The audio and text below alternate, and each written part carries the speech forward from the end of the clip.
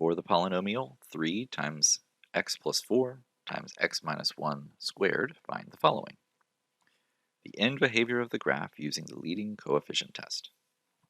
All right, so the degree of this polynomial, we need to figure that out in this case.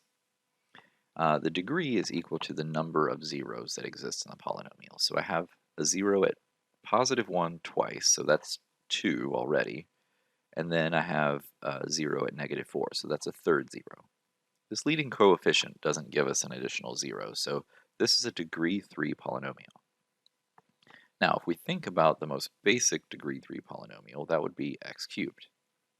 And the graph of x cubed looks something like this. And what's important with the end behavior is it starts negative on the left-hand side of the graph and it ends positive on the right-hand side. That can be inverted, but we would need a negative coefficient, but the leading term coefficient here is a positive 3. So our polynomial will mimic what this cubic does in terms of end behavior. So it falls to the left and rises to the right. So that's this option here. Okay, part B, all the x-intercepts. So to find the x-intercepts, what we need to do is find the zeros of the polynomial. So the zeros of the polynomial, we just take each of the factors, and since it's already in factored form, that's easy to identify. So the factors are negative 4 and positive 1. Now we can also identify the multiplicity of each of those. The multiplicity is the number of times that particular 0 appears. So the exponent on this factor, x plus 4, is 1, so it has multiplicity 1. But the exponent on x minus 1 is 2, so it has multiplicity 2.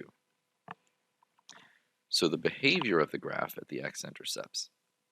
If you have multiplicity 1, the graph crosses the x-axis at those zeros, so at negative 4.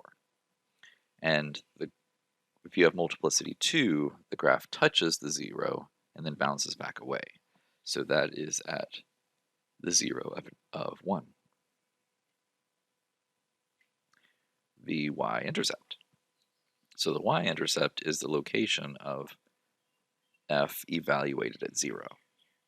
So we have the polynomial 3 times 0 plus 4, if I plug in for 0, times x minus 1, whoops, and I'm plugging in for 0, so 0 minus 1 squared. So we end up with 3 times 4 times negative 1 squared is positive 1, so we get 12. So the y-intercept is located at x equals 0 and y equals 12.